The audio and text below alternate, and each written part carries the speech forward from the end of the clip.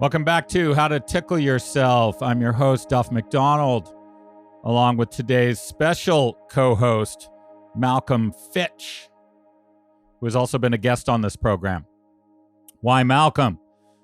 Well, because we're going to be talking about basketball today. Malcolm is a lifelong basketball player and fan, and Joey of Rockledge has precisely nothing to say about basketball. So I recruited my old friend to help me ask all the right questions of our guest, who I'm thrilled to tell you is Rich Cohen, my favorite writer ever. I am not exaggerating. By virtue of his mastery of the crafts of writing and storytelling, Rich, more than anyone else on this earth, has inspired me to become a better writer and storyteller myself. And he just keeps doing it. Whenever a new Rich Cohen book comes out, it's like Christmas around here. I'm going to give you a short list of Rich Cohen books you should go look at if you want some good reading. 5 of my favorites are Tough Jews, The Fish That Ate the Whale, The Adventures of Herbie Cohen, Sweet and Low, and The Last Pirate of New York. And that's not even mentioning his sports books. Rich Cohen has written for The Cycle with a book about football, about the Chicago Bears, one about baseball, about the Chicago Cubs, one about hockey, about his son's hockey team. That one's called Pee-wees, and it captures the insanity of being a sports parent brilliantly. And now he's back with a book about basketball. Rich's latest is called When the Game Was War, the NBA's greatest season. He's talking about 1987, and he tells the story of that season through the prism of 4 of the greatest players in NBA history: Magic Johnson, Larry Bird, Isiah Thomas, and Michael Jordan. I read it in a single day last week, and I'm happy to report that it's amazing. It's not just the story of what happened, but also the story behind the story, which is Rich Cohen's specialty. If you like basketball or sports, or just a great story told by a master storyteller, you will love this book. But enough of this from me, Rich Cohen. It is great to see you again. Congratulations on the new one. You've done it again. Thank you so much, Duff. Very kind. I too, Rich. I too read your book in essentially a single sitting, and hats off. It's got the broader context, and it's got gripping, play-by-play sort of recreation. So it's a masterpiece. Thank you so much.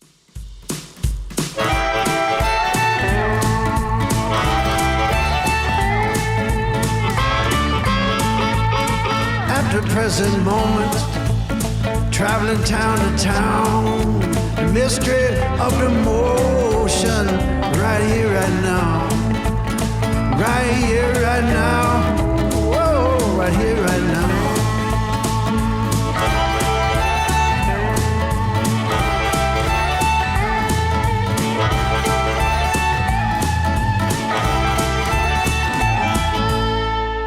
All right. So before we get to the book, I just want to know something as a writer. How do you do this? How do you churn out a book every 18 months? What's your diet? What are you eating? What are you doing? I think it's fear of death. I'm not kidding. Like when I was a kid, they thought I was going to just die pretty soon. So it's put this fear in me that at any second I could die. This makes life miserable for the people around me, but it makes me feel like there's a certain amount I want to get done while I'm still around, and I work as hard as I can to do it. That's it. Jesus. All right. So you open this book and you close this book with a suggestion. You're like, this could be the greatest season ever in NBA history. However, it could also just be me. Right. It could be that I was 19 when this season happened, and it could be that when you're 19, everything seems like the most important thing of all time.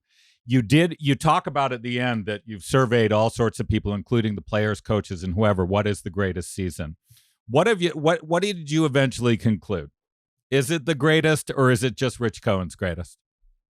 I mean, I think it's the greatest. And if not the greatest, anybody would agree that it's right up there as one of the 2 or 3 greatest seasons for various reasons, mostly because you had 4 of the great dynasties existing at the same time, all in different states of coming and going.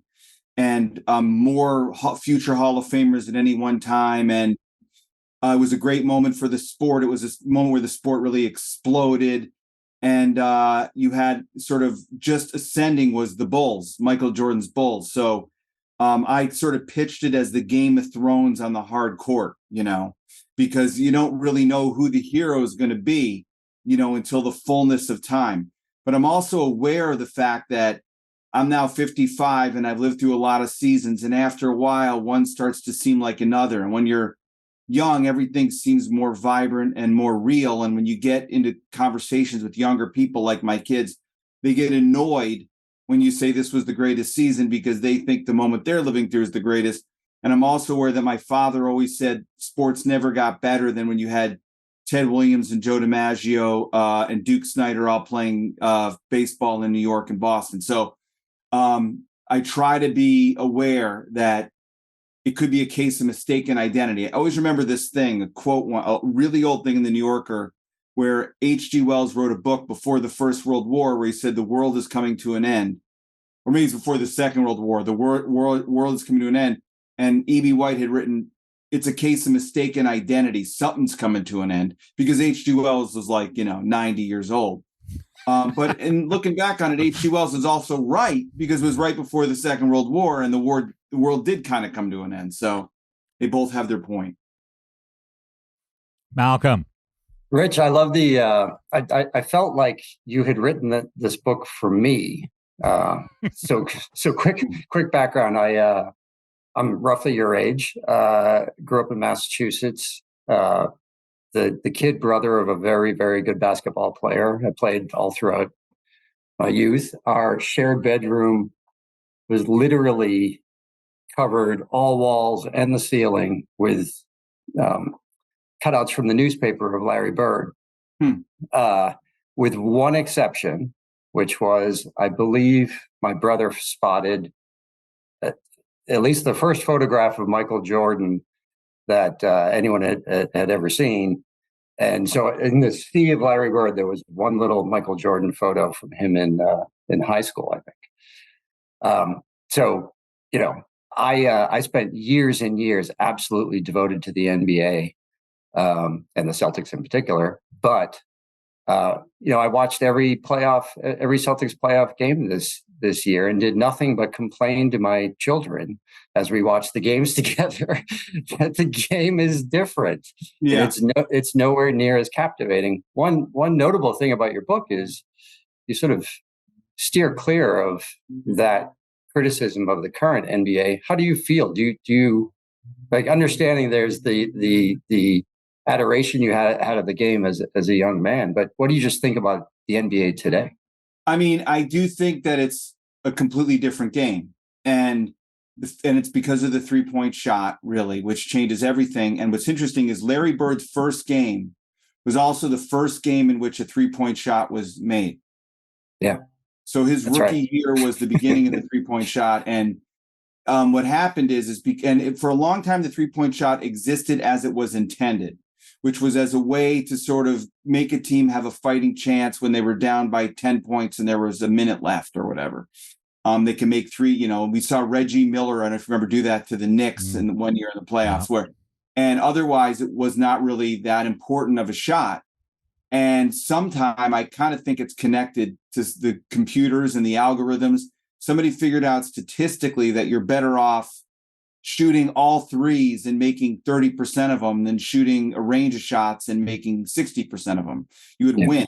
And as a result, teams started to put everybody in the outside. And now when you watch the game, it's just a different game, because especially this season, everybody was gathered under the basket to fight for the rebound. And the fight for the rebound was itself a game within a game.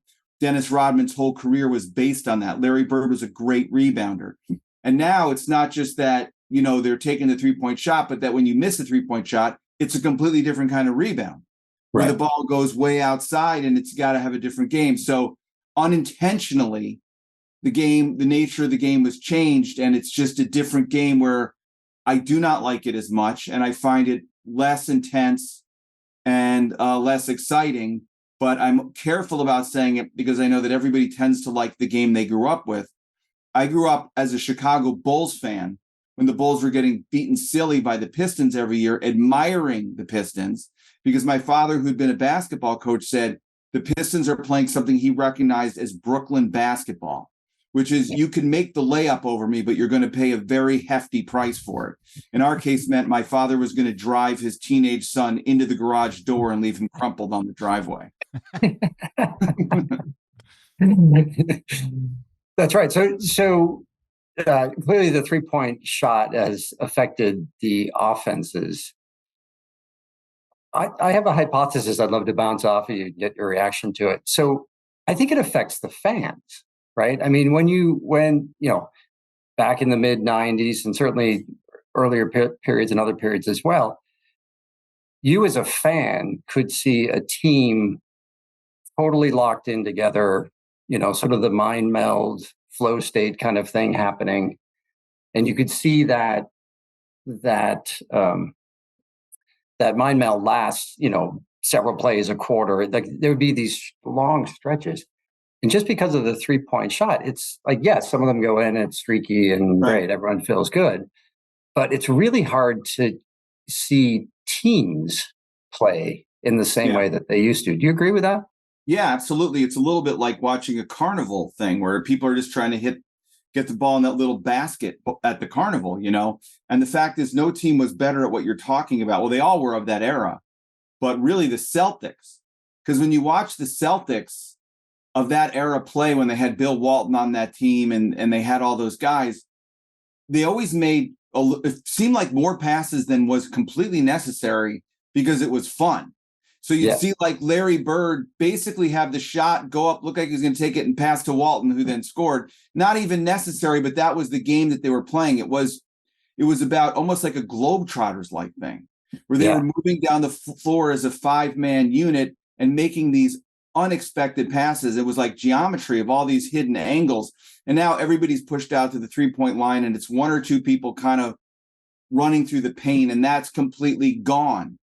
And that's what made the game exciting and beautiful and super, super cool. And obviously the Lakers of Showtime really did that. And the Bulls got good when they figured out how to do it, when they got all the players that they needed. And then the fact is that because the Pistons found the way to stop that, which they had to do against the Celtics, and they did it by shutting down on defense and being very rough and very violent, that resulted in all kinds of rule changes, which changed the nature of defense, where now, the defense doesn't exist as we would have recognized it, because half the stuff that they do is a penalty. So they don't do it. And that's interesting to me because that's not only in basketball. Basketball's less physical sport. So are all the major sports. They're all less physical. So it's kind of a change in the America in general, which is we've sort of gone all icing and no cake. I mean, there's just not a lot of patience for exciting defense. There's a great line. There's a great line in the book, and it's apropos of what you just said here. You're talking about the different teams evolving, and you said, so here, through a rent in the fabric, you can see NBA history in motion. The Celtics evolved to beat the 76ers, who had evolved to beat the Lakers, who had evolved to beat an earlier iteration of the Celtics. History is not a line, it's a pattern. It's a beautiful sort of insight as to how a league can evolve over time, sort of seeing a team not as just a team, but as a response to other teams and stuff. It's wonderful. And it was interesting to me, I will say that, because I'm like a history major from college, and some of the stuff I write is history. And I think that that's just how history works too, which is the United States became the way it became because of Japan and Germany and the Soviet Union, and they became the way they became because of Nazi Germany. And it just goes back and back and back, which is you're always in the middle of a whole chain of events, and you just see a little piece of it and think that's everything. Whereas you can just keep going back. It's like an infinite regress that everything is connected in this web, and everyone's built to beat what came before. And that meant a lot to me as a kid because the Pistons, their violence was inexplicable to us, But then when you saw the Celtics and how it was very hard to beat the Celtics because they were such a big team, and such a big skilled team that they had to become that way to win a championship. One of the points you make very eloquently in the book is concerns the fact that the true championship teams are built around superstar players, but they have additional critical players that sort of fit in perfectly in that. So there's this kind of tug of war between, the superstar and the ego and the broader team. Right. There's another great passage in your book that I wanted to call out for the readers, and it's concerning Isiah Thomas. So this is his rookie year. He was named Rookie of the Year. And you say, quote, "He studied Bird and Magic, the most successful players of the time, searching for the secret to winning.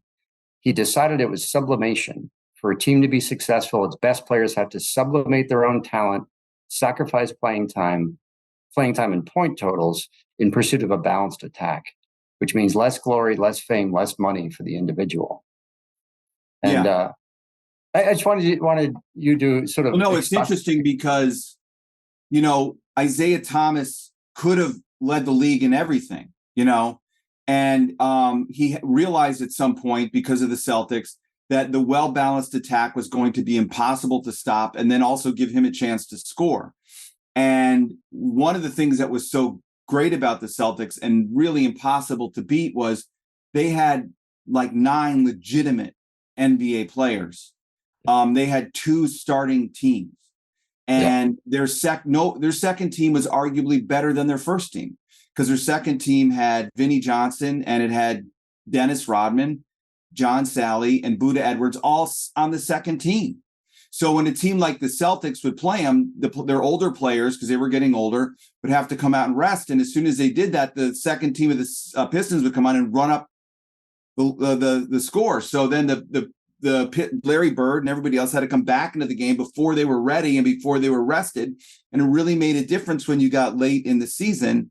And one of the things I know that Isiah Thomas was very proud of, I think, that not one of their players on their team averaged 20 points a game. It was completely spread out.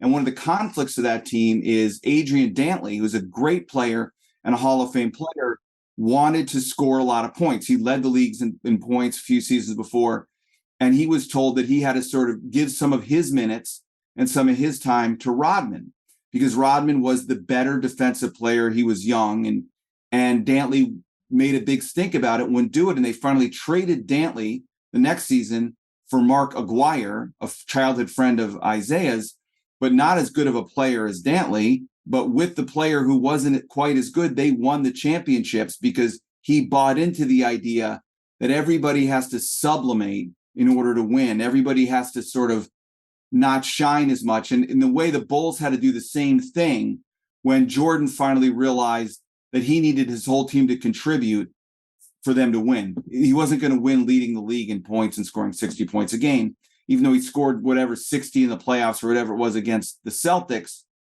They still lost. They needed a balanced attack. So that's where basketball is a great lesson for business and everything else, which is, you got to kind of step back and let everybody else contribute if you want to win. And it doesn't always show in the record books, but what shows is the fact that team won 2 championships, the Pistons, and they could have won 3. And some people would say they really did, except for a bad call against the Lakers. So it's interesting. Yeah. And this idea of sublimating scoring, playing time, certainly was something Jordan bought into, right? That you cite one game, and I think there may have been more, even where he didn't even shoot in the first quarter. Yeah, he had open shots that he passed just to get the team going. Right, and one of the see that in the season I write about 87, 88, they didn't quite have the players, but they almost did. They were almost all there. They were just a piece or 2 away. And basically what the Pistons did with Jordan and the Jordan rules, one of the things they did is they got him to shoot all the time. They wanted him to shoot all the time early, then clamp down on him late.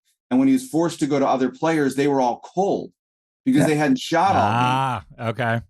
Jordan realized he's got to get other players into the action early. So when it comes down to crunch time, everybody's ready to make the big shot. And people who really were a fan of the Bulls, when they finally turned the corner, it's not even Jordan's shot we remember. It's the role players more. It's John Paxson hitting the big threes late against the Celtics, in 1991 or whatever.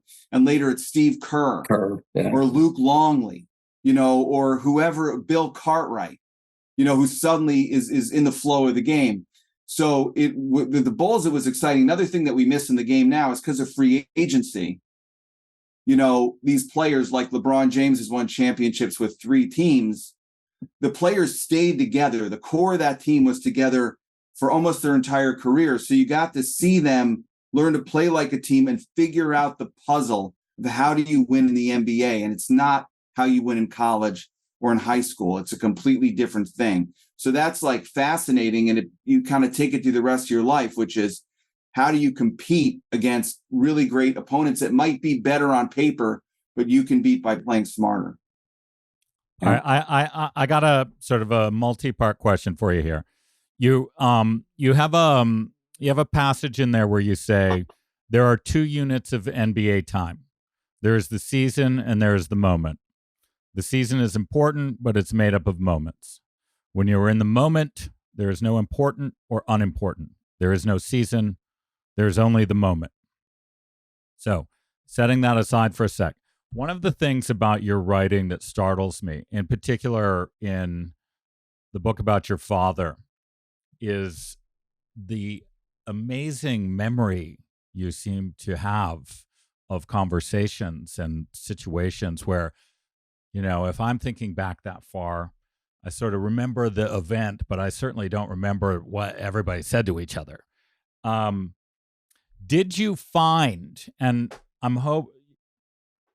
did you find when you're talking, you interviewed a lot of NBA players about this season and people who were on the various teams.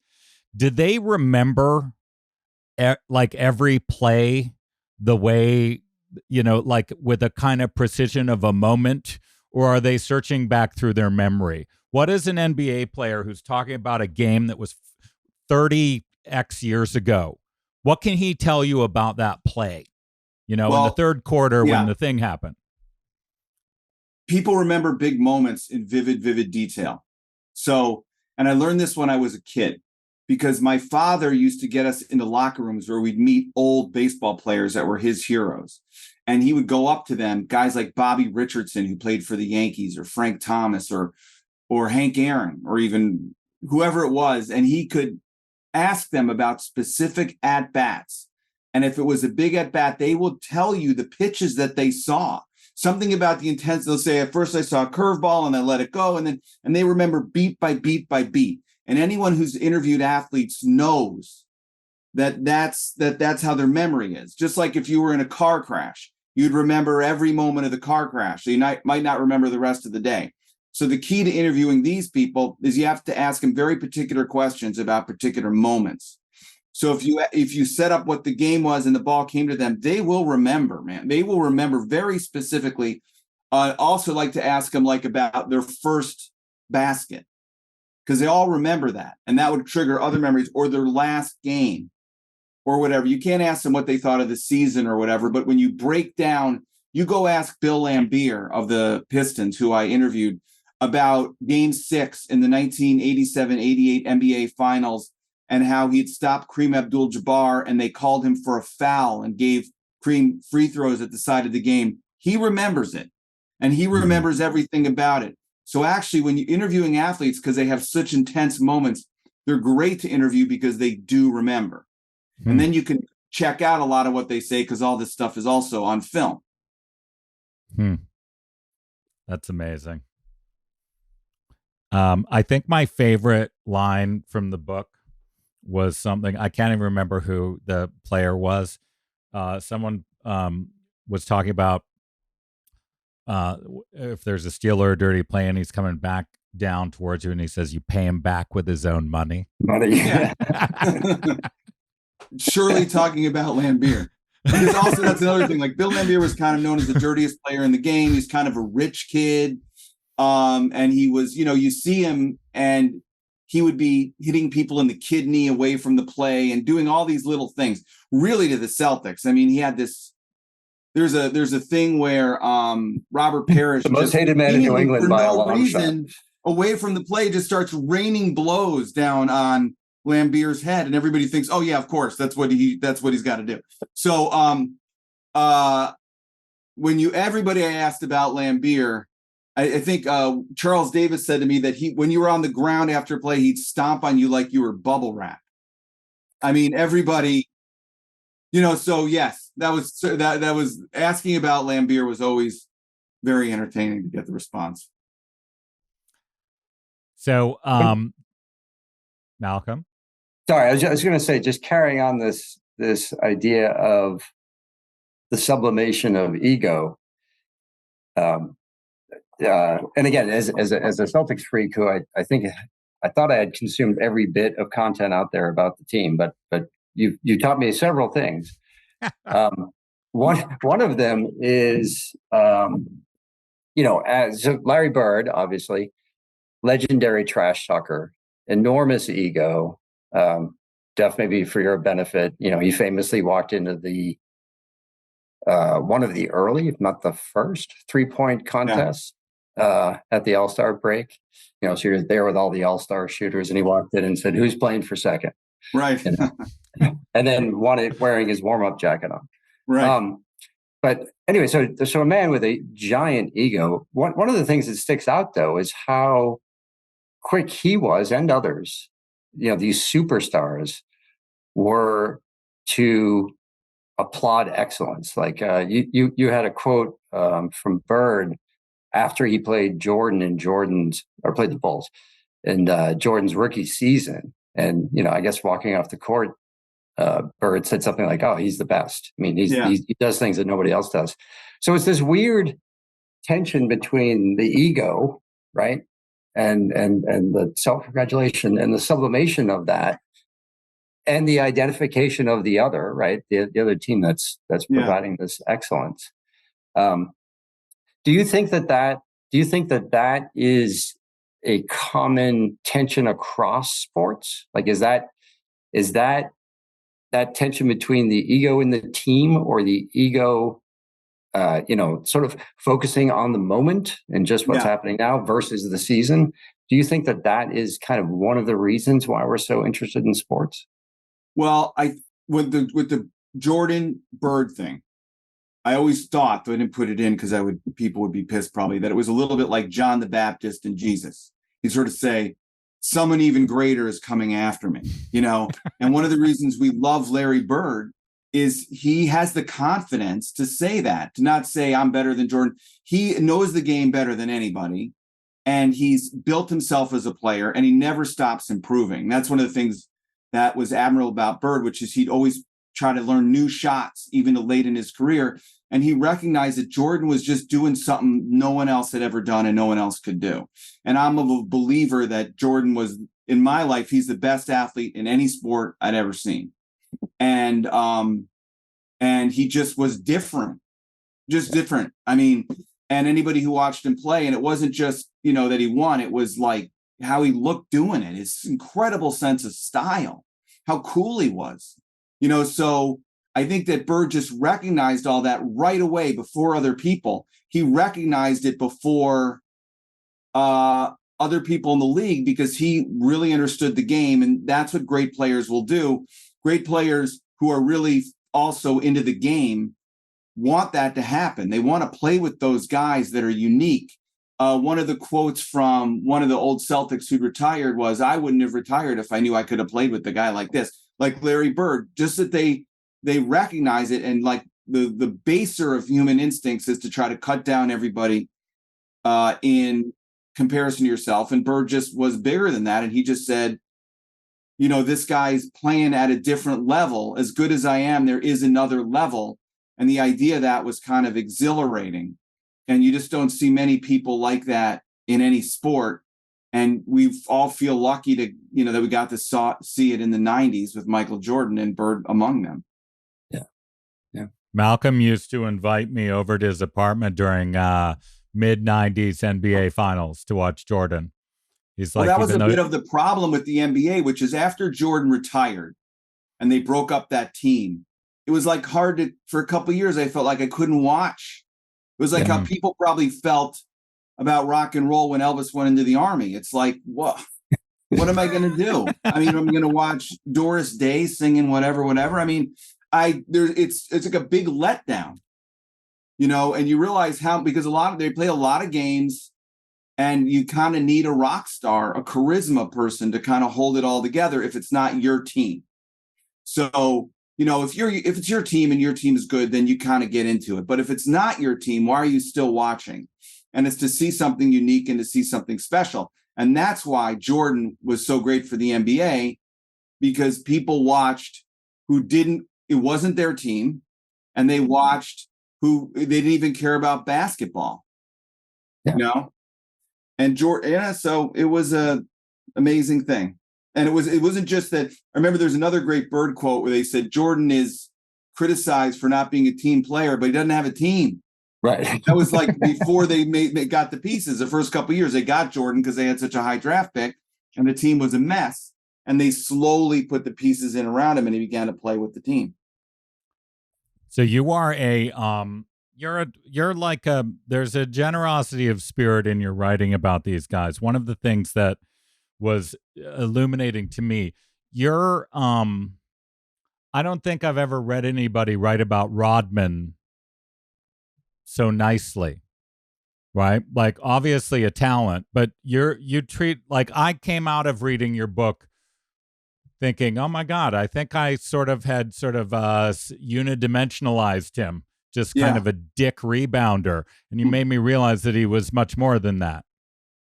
I was a Bulls fan, and I loved Rodman. First of all, he's just another one of those guys who was like a rock star, who you couldn't keep your eyes off of him. He was super exciting. He brought his own energy into the game, and he so badly wanted to succeed.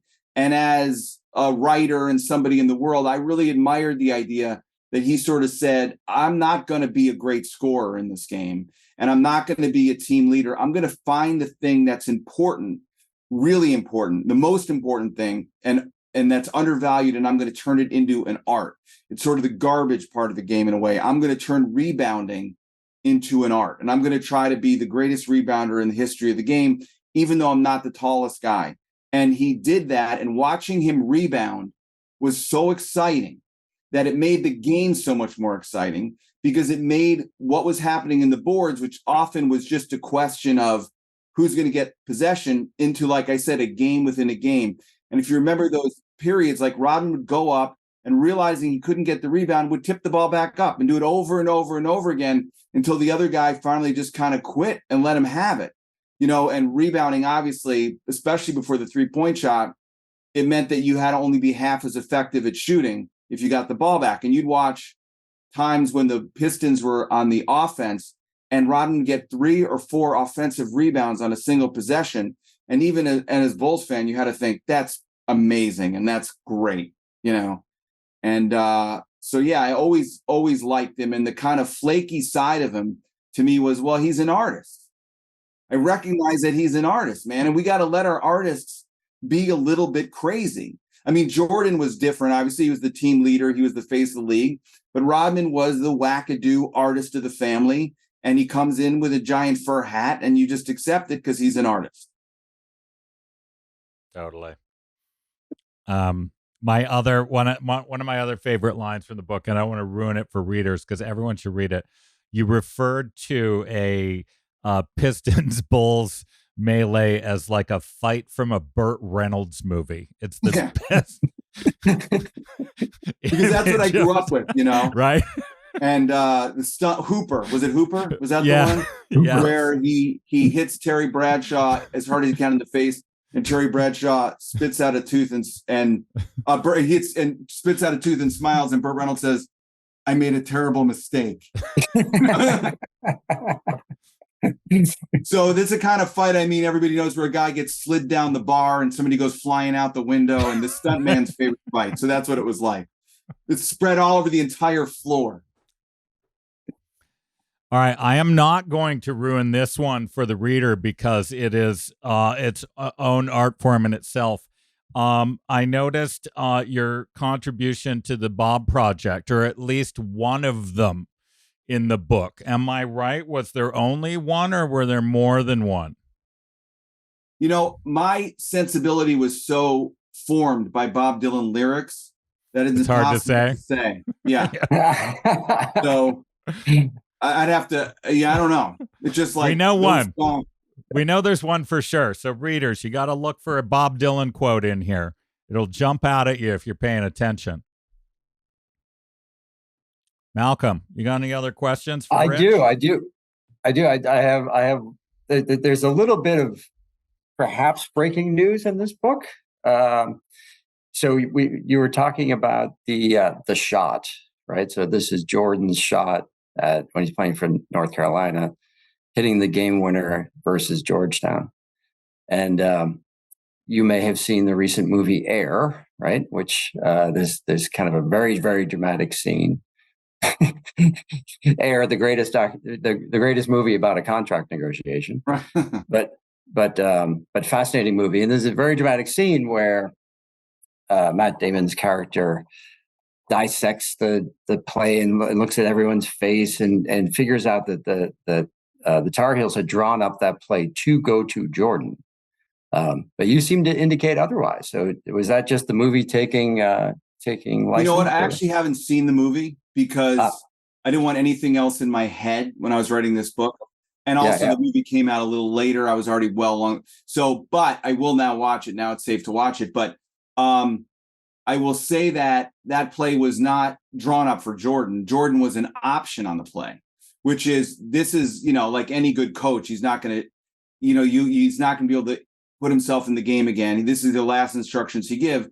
And you have the North Carolina team had great players. I mean, it had James Worthy and Sam Perkins, so a Hall of Famer and an All-Star. And Jordan was a freshman. So as good as Jordan was, he wasn't the first option on that team at all. So basically, the fact is Jordan was often open because the defense wasn't covering him as tightly as they were the team's go-to players. So it's sort of like work the ball and get it to one of these guys. And if they're covered, look for Jordan because he's been open. Yeah. And then Jordan turned and said, if you get me the ball, I will make the shot. Yeah. So it's like it says more, sort of say it was drawn up for Jordan takes a little bit of the credit away from what a great coach Dean Smith was. Because Dean Smith was about, this is what you do in each possible scenario. And if it looks like we have no outlet, this is what you do. And then Jordan hit the shot and his whole life changed. I'm stirring the pot a little bit. When you watch the movie, you'll see the main point they're trying to make is Jordan wanted the ball. Yeah, but any great player is going to want the ball. And I remember like my Bears book about the Chicago Bears, Doug Plank, who was a great safety for the Bears and influences everything I think about sports because he made me see it differently. Because he was a safety, he's talking about football players. He said, you see some guys and they look unbelievable, but you put them in equipment and they just don't want to hit anybody. And other guys, you look at them and you think, no way, not this guy. And you put them in equipment and they're a monster. And his idea is the great players always want the ball. So I imagine that James Worthy wanted the ball, Sam Perkins wanted the ball, and maybe they would have made James Worthy was a great, great basketball player. So the fact is, though, that was a lesson on team basketball because Dean Smith really played team basketball within his system, which kept Jordan down a little, which is why people didn't see what a great individual talent he was. But that system meant they won the national championship because they have three legitimate superstars and two very other good players on that team. And Dean Smith was going to use all of them and then kind of have Jordan as kind of the ace in the hole, which is Dean Smith knew how good and his teammates knew how good Jordan was, even if the rest of the world didn't. And he thought, in the key moment, we go to this guy who no one's thinking and he hits the big shot, and we win the game. My final, this isn't so much a question, but just a comment and a thank you, really, Rich, because there's two Celtics details in the book, and I'm sure for everyone out there who follow other teams, you'll find other examples of this. But number one is Larry Bird had never been to a pro basketball game until he played in one. Yeah. and the second was Kevin McHale didn't even know he got drafted. Yeah. When somebody said to him, congratulations, he thought it was something about a fraternity. The University of Minnesota thought it was a fraternity thing. And Bird, what I like is they would get in a car and they would drive and have to get a signal to listen to the Cubs games. That's all they could get because the Cubs were on, WGN or WGN radio or whatever, so he could hear the Cubs.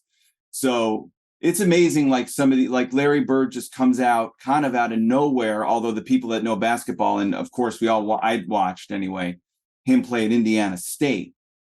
But it's interesting because in the championship, the NCAA final where Bird and Magic first play each other, which is going to be the defining matchup for several years, it's, Indiana, Michigan. You always think University of Michigan and Indiana University, two of the basketball powerhouses, and it's Indiana State and Michigan State. Yeah.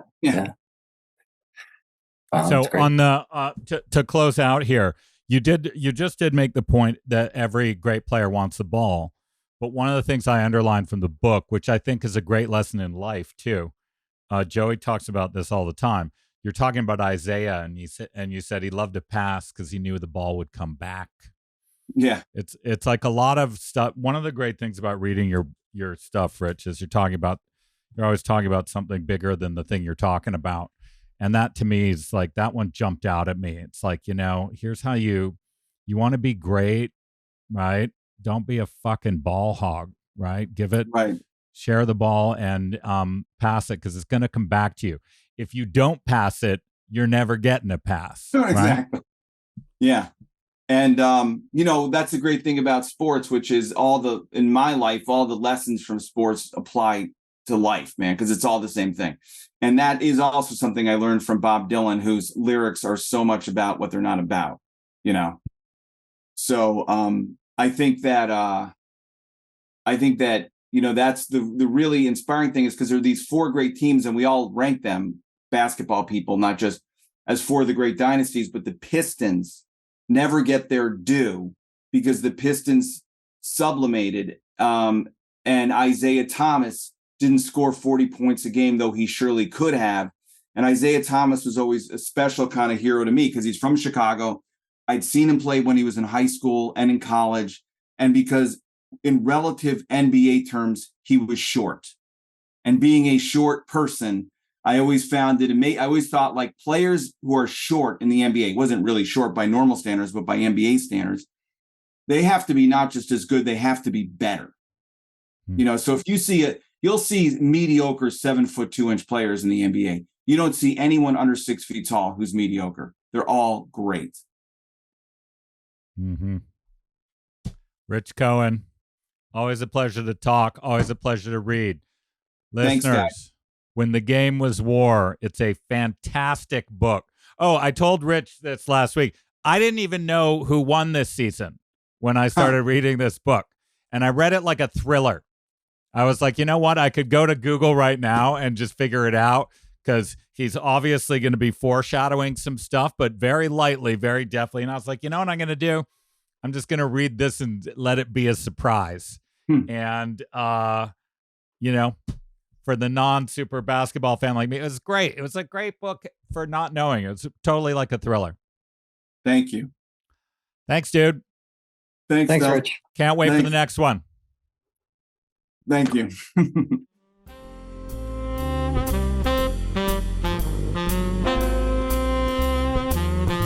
Rich Cohen.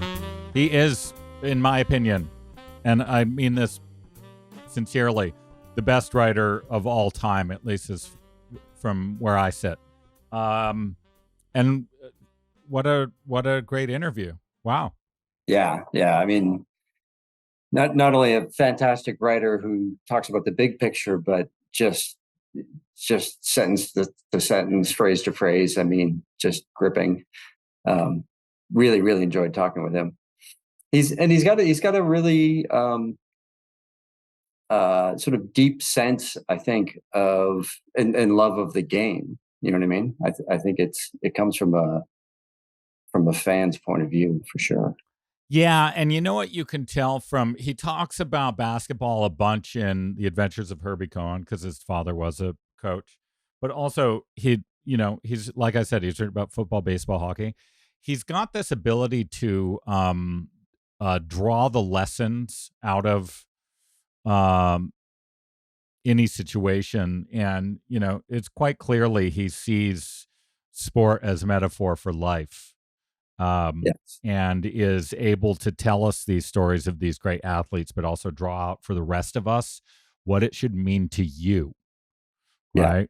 What Bird was doing, what Jordan was doing, what Magic was doing, what it means to how to live a life. And he said that at the end. I was going to mention it, and it slipped my mind. To me, in Tickled, I was like, Harry Potter, it was that for me. I read it with Marguerite. We read the 7 books in a straight back to back to back to back. And so I quote her all throughout Tickled, not because, to me, Harry Potter is the be all end all, but because right when I was going to write the book, I was like, oh my God, whatever it is I want to make a point about, J.K. Rowling has made that point in Harry Potter, just like he said about Dylan. Right? There's some artists who are so complete, right? And they have to have an extended career.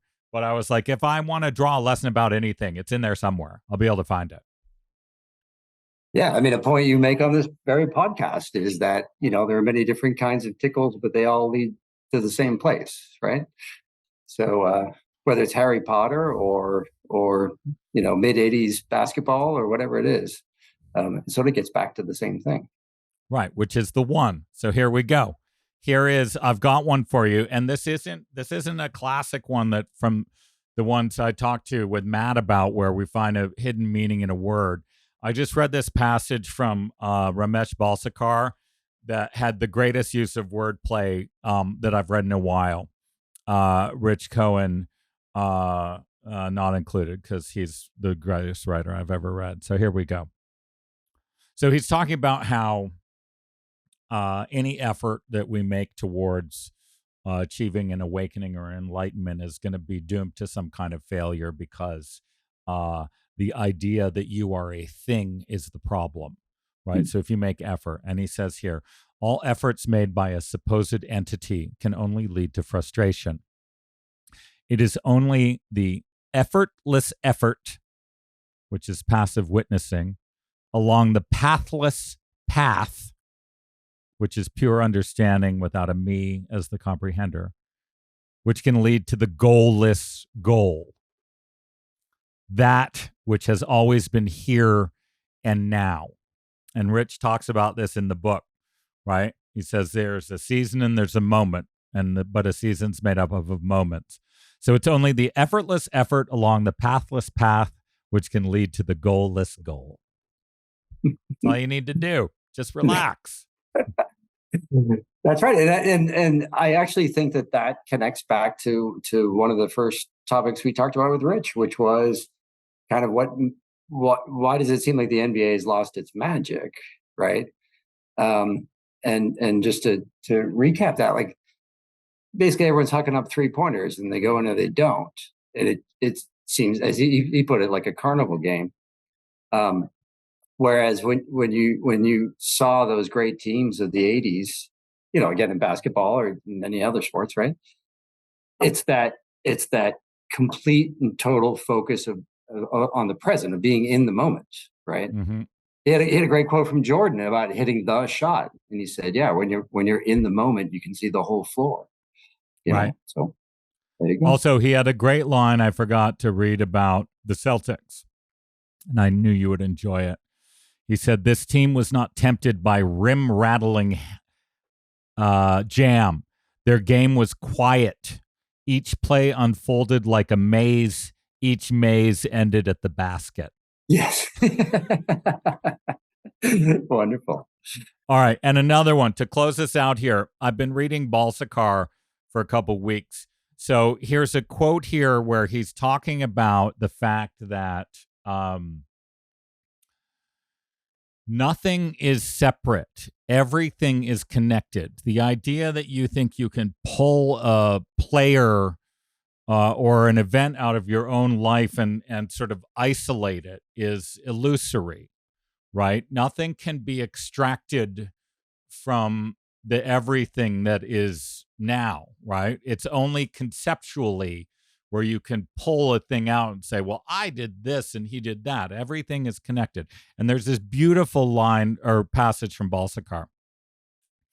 And he goes, a world wherein all events are clearly interdependent, an immense complexity of subtly balanced relationships, which, like an endless knot, has no loose end from which it can be untangled and put in supposed order.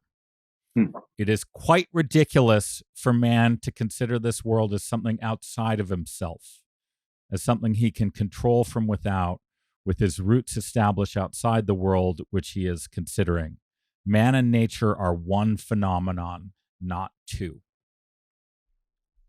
At sports, that's the great teams, right? If a Those player are the great pulls, moments. right?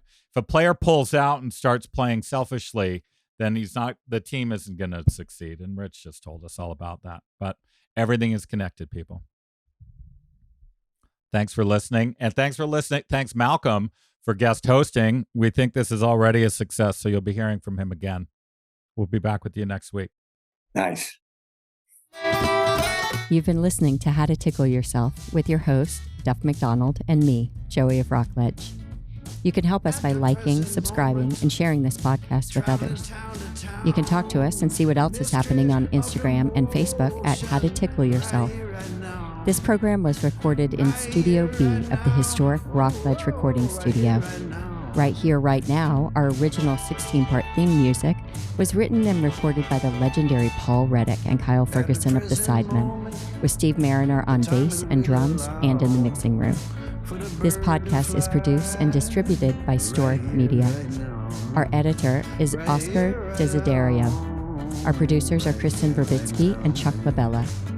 For more information, visit storicmedia.com. That's STORIC media.com.